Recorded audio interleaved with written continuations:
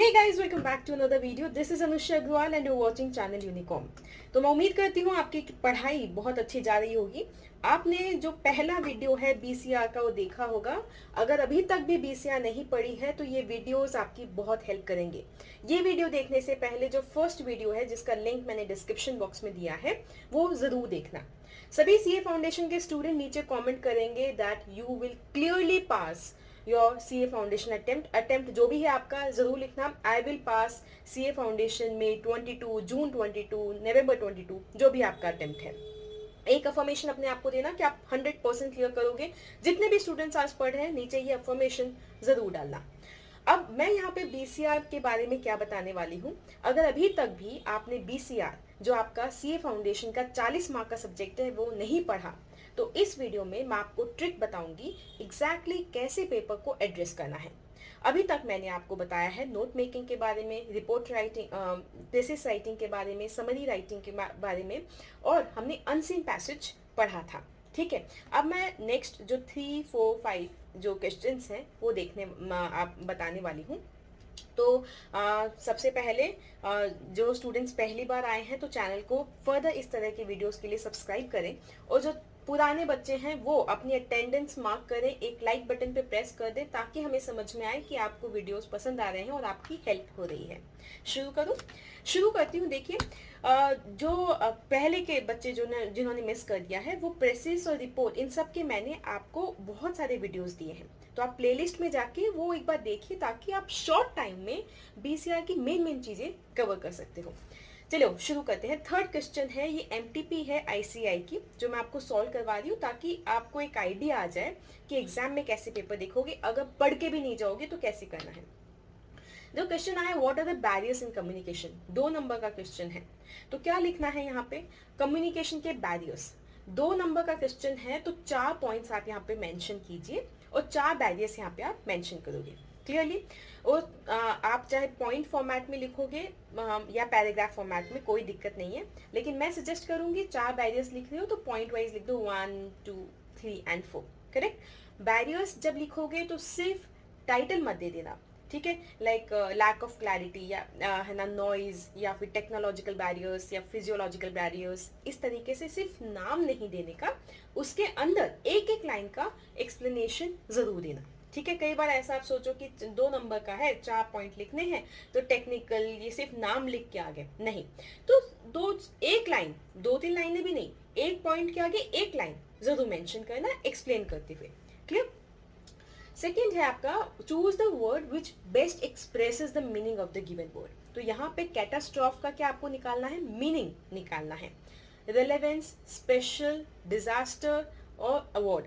देखो मैं जानती हूँ कैटास्ट्रॉफ मतलब हो गया एक अजीब सा ही वर्ड है तो इसका मतलब होता है डिजास्टर। नॉर्मली जब भी कहीं सुनामी आती है, अर्थक्वेक आता है तो न्यूज़पेपर में ये वर्ड यूज होता है, इसलिए आई नो द मीनिंग तो I got into this disaster, directly मैं पहुंच गई। अगर मालूम नहीं है तो भी गेस करना। मैं हमेशा कहती हूँ बीसीआर सिर्फ बीसीआर की बुक पढ़ने से नहीं होगा। बीसीआर के लिए आप न्यूज देखते हो या फिर इको पढ़ रहे हो, लॉ पढ़ रहे हो, वहां से भी आपकी वोकैबुलरी बिल्ड होगी। Clear.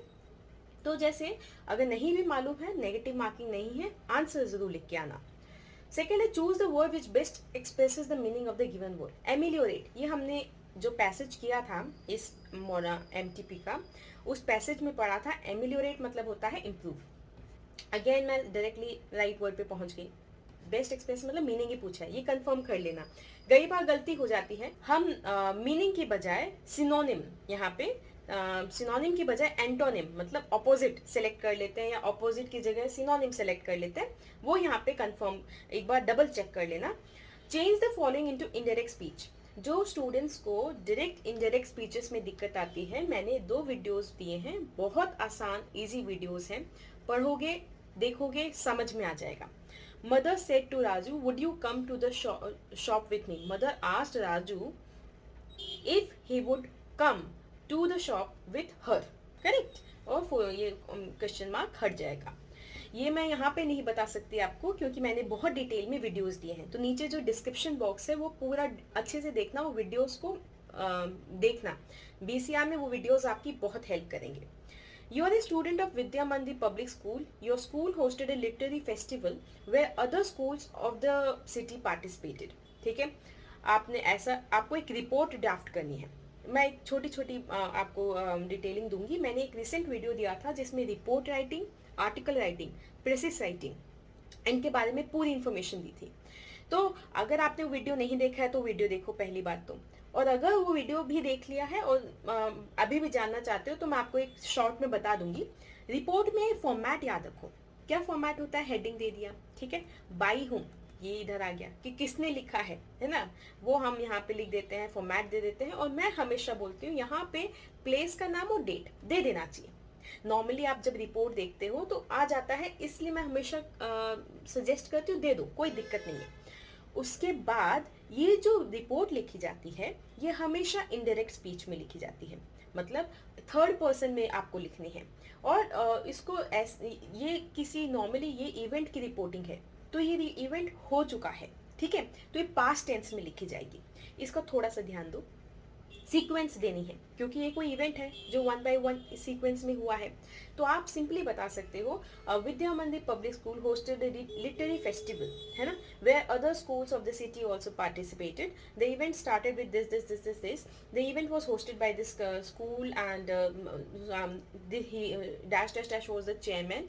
The chief guest came on this time and this happened. It was inaugurated at this time. So many schools participated. This school won the debate competition and there were certain competitions held. ऐसे पूरी information देनी है. तो कैसे करोगे? इतना सारा दिमाग में आ रहा होगा कि क्या क्या लिखें. तो पहले स्ट्रक्चरिंग करनी है. पेंसिल लेके एक बार साइड में एक बार स्ट्रक्चर बना लो. क्या क्या हो सकता है वहाँ पे? फेयर हो सकता है, ऐसे कॉम्पिटिशन्स हो सकते हैं डिफरेंट, एक स्कूल हो गई, कोई स्कूल जीत सकती है, चीफ गेस्ट कौन आए. तो वो थोड़ा सा दिमाग में एक स्ट्रक्चर रखो और फिर सीक्वेंस बाय सीक्वेंस उसको लिख दो. समझ में आया? ओके. नेक्स्ट हम लेते हैं फोर्थ क्वेश्चन. ध्यान देना, ये क्वेश्चन कंप्लीट हो गया है ना. 10 नंबर का क्वेश्चन है. मैं फोर्थ क्वेश्चन पे आ रही हूँ. फोर्थ क्वेश्चन क्या कह रहा है? देखो, हर एक क्वेश्चन फर्स्ट क्वेश्चन को भूल जाओ, सेकेंड, थर्ड, फोर्थ, फिफ्थ, हर क्वेश्चन में आप देखोगे कि जो फर्स्ट होता है, मतलब ए पार्ट होता है, वो हमेशा चैप्टर नंबर 1 से होता है. और चैप्टर नंबर 1 के भी बहुत इजी वीडियोस मैंने आपको दिए हैं. तो नीचे जो चैप्टर नंबर 1 के वीडियोस है उस पर जाओ और उसको देखो. अब देखो यहाँ पे, देखो क्या बोला है, discuss formal communication and its types. 2 question है यहाँ पे. फॉर्मल कम्युनिकेशन, पहले इसका अच्छे से आंसर दो, फिर उसके बाद इट्स टाइप्स का आंसर दो. समझिए क्या टाइप होते हैं फॉर्मल कम्युनिकेशन. डायगोनल है, हॉरिजॉन्टल है, वर्टिकल है. समझिए. तो अब देखो 2 नंबर का क्वेश्चन यहाँ पे बोला गया है अराउंड, है ना. तो आप ये कह सकते हो इसका आधा नंबर है, इसका 1.5 नंबर है. ऐसा भी हो सकता है इसका 1 हो, इसका 1 है. एग्जैक्टली नहीं बताया क्या, कह नहीं सकते. तो फॉर्मल कम्युनिकेशन को डिटेलिंग दोगे, 1-2 लाइन फॉर्मल कम्युनिकेशन के बारे में लिखोगे और इट्स टाइप्स जब लिखोगे तो 2 पॉइंट भी लिखोगे तो सफिशिएंट होगा. 2 या 3 पॉइंट अगर आप लिख रहे हो तो मोर देन सफिशिएंट. 3 पॉइंट में लेकिन एक एक लाइन लिख देना कि क्या होता है, सिर्फ वर्ड मत लिखना, ठीक है. थोड़ा सा स्पीड आपको इंक्रीज करनी पड़ेगी. थिंकिंग स्पीड भी इंक्रीज करनी और राइटिंग स्पीड भी इंक्रीज करनी, ठीक है. अब देखो फोर्थ का बी में क्या है. Change the following sentence into indirect speech. Rashmi said these grapes look sweet. Rashmi told that those grapes looked sweet. Correct. मतलब पास्ट टेंस में अगर आपकी रिपोर्टिंग स्पीच पास्ट टेंस में होती है तो जब आप उसे इनडायरेक्ट में कन्वर्ट करते हो तो जो आगे वाला पूरा सेंटेंस है उसे हम पास्ट में कन्वर्ट कर देते हैं, ठीक है. तो जो भी अगर पास्ट प्रेजेंट कंटिन्यूस हुआ तो पास्ट कंटिन्यूस हो जाएगा, प्रेजेंट परफेक्ट हुआ तो पास्ट परफेक्ट हो जाएगा, प्रेजेंट टेंस हुआ तो पास्ट टेंस हो जाएगा, सिंपल प्रेजेंट है तो सिंपल पास्ट. समझो. ये पूरा मैंने चार्ट बेसिस पे आपको समझाया है. तो अगेन जो वीडियोस पहले के हैं उनको देखो और अपने BCR के कॉन्सेप्ट्स को स्ट्रॉन्ग बनाओ. Change the following sentence into active voice. Active voice and passive voice याद है. डूअर है ना, मैंने बताया था. When the subject becomes object becomes subject, ये समझाया था आपको. मैंने क्या बोला, when the subject is the doer then it is active voice, और अगर रिवर्स होता है तो पैसिव वॉइस. नहीं ध्यान आ रहा है, पीछे के वीडियोस को देखो. देखो चैप्टर नंबर 1 और चैप्टर नंबर 2, एक्टिव पैसिव और डायरेक्ट इनडायरेक्ट, ये दोनों चैप्टर्स तो वीडियो से एकदम कवर कर ही लो, चाहे बीसीआर अभी तक पढ़ी हो या ना पढ़ी हो। क्लियर? अब देखो, Raja Rao will be crowned the king by the people. ठीक है, तो the people will crown Raja Rao the king, the people will crown Raja Rao the king. ठीक है, और द देखो यहाँ पे क्या हो गया, Raja Rao is the subject, people object है, तो object become will become subject and subject will become object. तो people will crown Raja Rao as king, या people will crown Raja Rao the king. Okay, समझ में आया? करेक्ट, समझ में आया? तो एक्टिव वॉइस क्या हो गया, people will be the doer, है ना, पीपल आर द डूअर, तो वही बन जाएंगे सब्जेक्ट। ओके, तो ये आई होप समझ में आ गया। ये इधर से हमने रिवर्स कर दिया, और ये वाला जो है ना, इसको मैंने ये भी बताया है कि इस जो वर्ब को कैसे चेंज करते हैं एक्टिव से पैसिव में और पैसिव से एक्टिव में। Change the following sentence into passive voice, will you accept this offer, है ना, ये पैसिव में कन्वर्ट करना है, तो will this offer be accepted by you, तो बाई वर्ड ऐड हो जाता है पैसिव के अंदर। मैंने इतनी आसानी से इसलिए कर दिया क्योंकि बिकॉज ऑफ प्रैक्टिस, बहुत बार सुना है तो ऐसे अपने आप ऑटोमेटिकली निकल जाता है, तो आप भी प्रैक्टिस करोगे तो आसानी से हो पाएगा। अब ये देखो सी पार्ट देखो, as the head of the human resource हमको एक सर्कुलर ड्राफ्ट करना है to attend a meeting late evening. देखो मैं आपको बोलती हूँ, चाहे सर्कुलर हो, लेटर हो, रेज्यूम हो, ये आपका मेल हो, इन सब में है ना फॉर्मेट बहुत इंपॉर्टेंट है। अगर फॉर्मेट अच्छे से किया ना तो कंटेंट कहीं ना कहीं आपको क्वेश्चन से मिल जाता है, और बाकी सब सिमिलर होता है। मतलब this is to bring to your notice, this is in regard with, है ना, this will be appreciated, that will be appreciated, है ना, इस तरह की ये सेम फॉर्मल सेंटेंसेज हैं जो आप मेमोराइज कर लो, तो हर लेटर इन सब में डाल देने का। ठीक है, early reply would be appreciated, है ना, और quick action would be appreciated, ऐसा आप वर्ड्स यहाँ पे मेंशन कर, ये सेंटेंसेस, फॉर्मल सेंटेंसेस डाल सकते हो। अब ये जैसे इन्होंने सर्कुलर बोला, देखो जो भी सर्कुलर लिखा, अपन ने मेल लिखा, लेटर लिखा, इनमें क्या इंपॉर्टेंट है, टू, फ्रॉम, किसने भेजा, किसको भेजा, और डेट और सब्जेक्ट। नॉर्मली ये सभी में आता है, सभी में आता है। जैसे सर्कुलर में क्या लिखेंगे, बस सर्कुलर नंबर लिख दिया यहाँ पे, ठीक है, सब्जेक्ट लिख दिया यहाँ पे, डेट लिख दी यहाँ पे, है ना, और क्या बचा, टू, है ना, टू यहाँ पे लिख दिया। अब सर्कुलर क्या होता है, एक पर्सन के लिए नहीं होता, बहुत सारे लोगों के लिए एक साथ होता है। मेल एक पर्सन के लिए गया, या फिर एक मतलब 1 to 1 जाता है मेल, मेल हो गया, लेटर 1 to 1 जाता है, लेकिन सर्कुलर 1 to all जाता है, इसलिए हम यहाँ पे फॉर लिख देते हैं। बस वर्ड को टू की जगह फॉर यूज कर लेते हैं, फॉर ऑल एम्प्लॉयज और फॉर दिस डिपार्टमेंट, क्या है ना, for all, for the whole staff, ऐसा करके लिख देंगे, फॉर ऑल मेंबर्स, जो भी जिसको भी हम रिपोर्ट एड्रेस कर रहे हैं वो यहाँ पे लिख देंगे। समझ में आया? सर्कुलर में सबसे पहले सर्कुलर नंबर डाला, सब्जेक्ट डाला, डेट डाली, है ना, ये इसी सीक्वेंस में डाला, और फिर फॉर ऑल। ध्यान देना, सर्कुलर हो, आपका लेटर हो या मेल हो, क्या इंपॉर्टेंट है, टू, फ्रॉम, डेट और सब्जेक्ट, ये सभी में जाएगा। क्लियर? अंदर का मैम कंटेंट देखो इसी में से निकल जाएगा कि इट इज टू, है ना, informing HR personnel of your organisation, तो for all HR personnel to attend a meeting late evening to discuss the visit of this. कुछ पूरा इन्होंने दे दिया कंटेंट, इसी को बस फैला के लिखना है, और 2-3 पॉइंट्स खुद से ऐड कर देना। करेक्ट? 2-3 पॉइंट खुद से ऐड कर देना, be prepared for the meeting and do not be late for the meeting, है ना, everyone is expected to arrive on time, ये एक्स्ट्रा ऐड कर देना। बाकी तो यही हो गया ना, ऐसा सेम कंटेंट को 2-3 लाइनें बढ़ा के लिखनी है।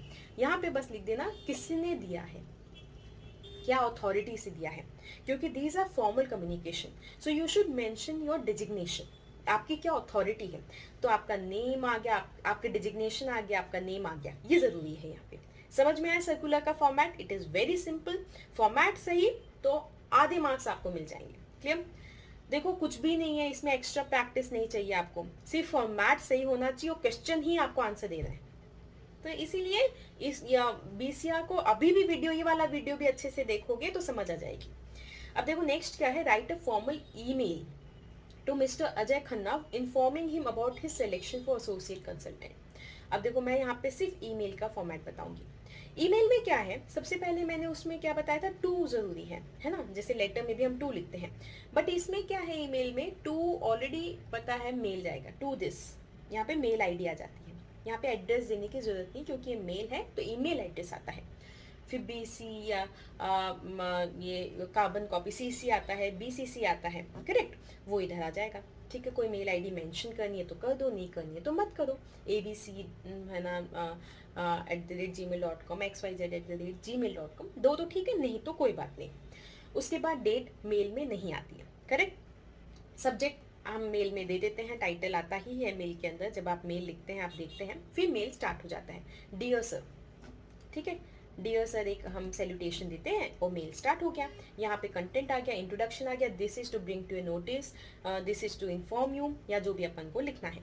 फिर पूरा कंटेंट आ जाएगा, लास्ट में एंड कर देते हैं, या तो उससे कुछ मांगना होता है, रिगार्ड्स अपने पास ऑन करने होते हैं, जो भी करने होते हैं। उसके बाद thankfully, thanking you, regards, your sincerely, तो जो भी आपको लिखना है वो इधर लिख के आप अपनी नेम एंड डेजिग्नेशन यहाँ मेंशन करते हो। समझ में आया? इट इज क्वाइट इजी, ध्यान से देख लो।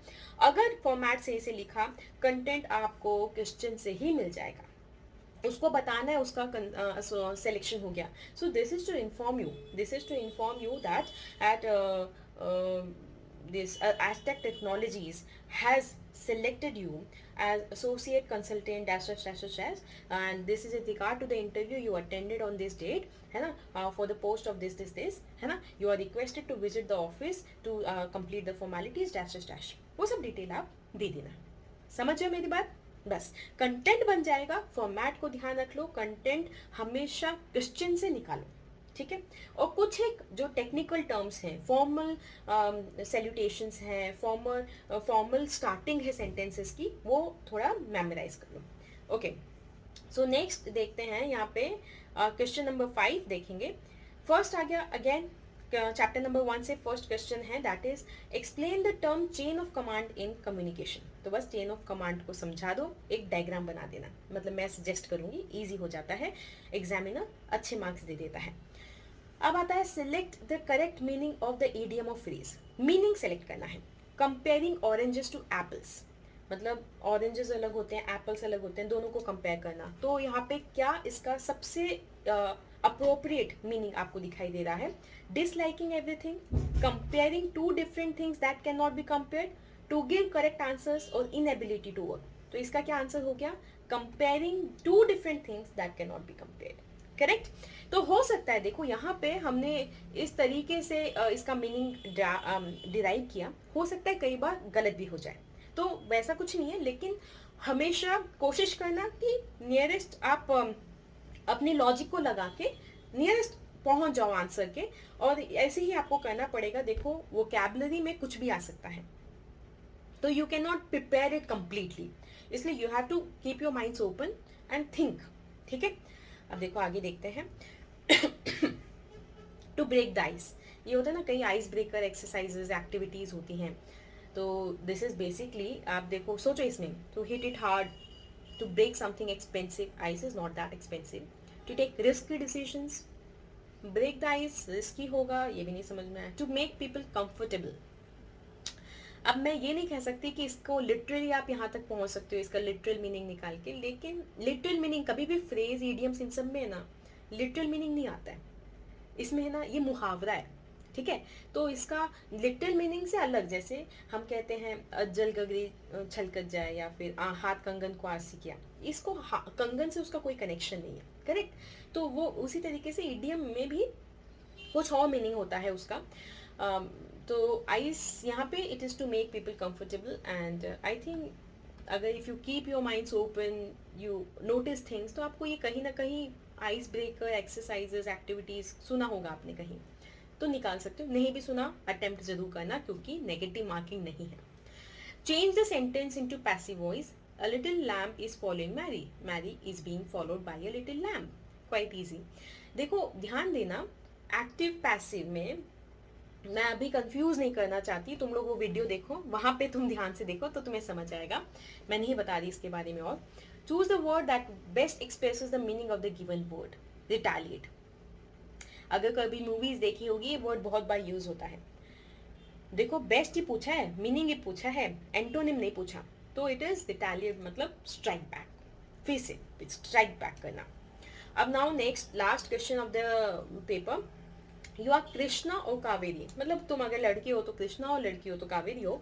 Sales head of new zone machinery Hyderabad, you wish to thank agro associates Vijayawada for giving a bulk order. ये तो बहुत सिंपल क्वेश्चन है, मतलब सेल्स लेटर है।